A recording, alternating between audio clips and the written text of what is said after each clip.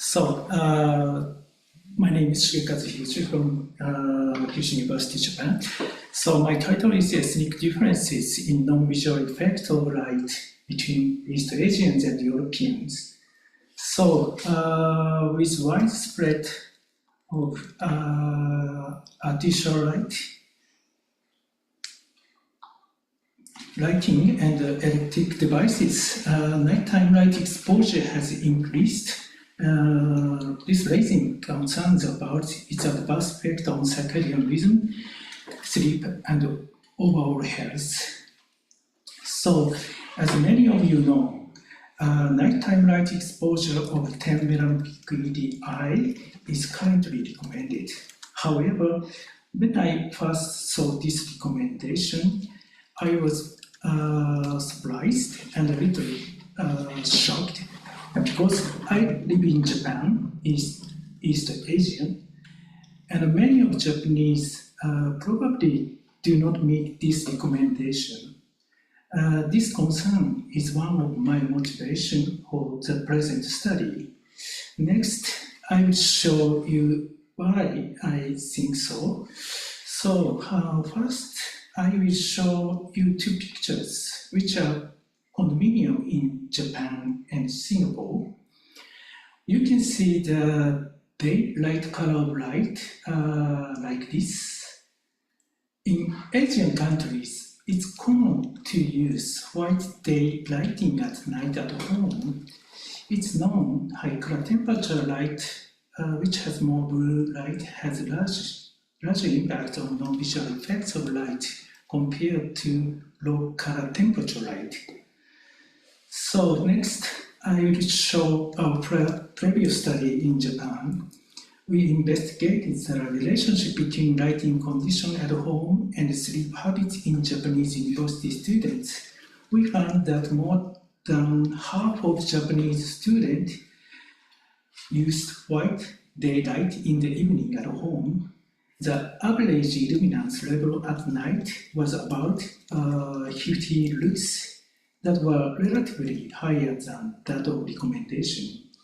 Moreover, the bedtime and sleep onset time of students who used high color temperature light at night was significantly greater than those of students using low color temperature light. These findings strongly suggest that nighttime light is an important issue in Japan as well. So next, this slide shows another reason why we started to examine the ethnic difference in melatonin suppression. As you may know, this study showed inter-individual variability, and the blue line shows the existence of high sensitivity individuals. Surprisingly, 50% melatonin suppression occurred even at 10 lux illumination. On average, illuminance required to produce 50% melatonin suppression is about 24 lux. I'm also surprised when I first saw this result because this level of illuminance has been used as a dim light condition in all the studies.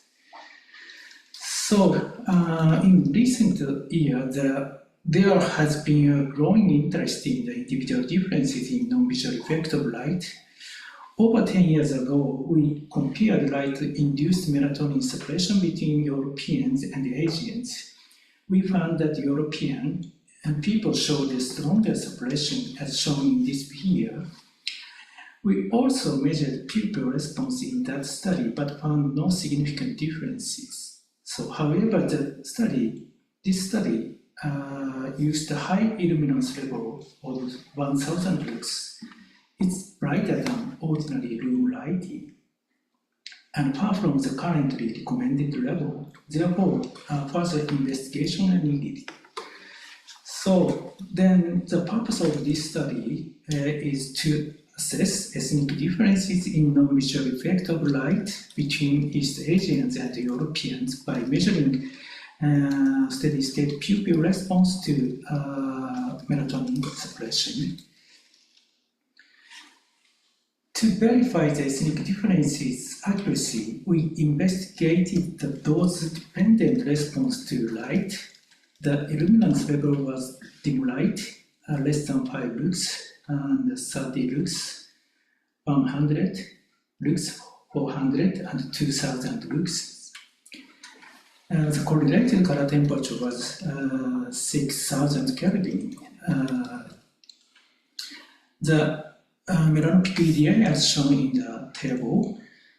This figure shows the suppression of melatonin. Light exposed started approximately 1 hour after dim light melatonin onset time. Horizontal axis shows the relative time, and the vertical axis shows the melatonin concentration. As you can see, there is illuminance-dependent suppression of melatonin. Melatonin concentration at 30 lux was not different from that of the dim light conditions. This means that melatonin suppression does not occur at 30 lux in East Asians. So this slide shows for the comparison of Western data, we next used the prediction model by Jimenez et al. They proposed a prediction model of melatonin suppression by light exposure. In addition, in this paper, a light parameter calculation tool is distributed. For example, by entering the melanopic EDI exposure time, the predicted rate of melatonin suppression can be obtained. So next, using this sheet, we calculate the melatonin suppression rate for each of the melanopic EDI values we used. The light exposure time was 3 hours and no pupil dilasis. The dotted line in the figure showed this prediction. Then we added our result like this. The result shows that the melatonin suppression rate for East Asian is lower than predicted model by Jimenez et al. The difference is particularly clear at low melanopic EDI. The melatonin suppression was lower in East Asian populations.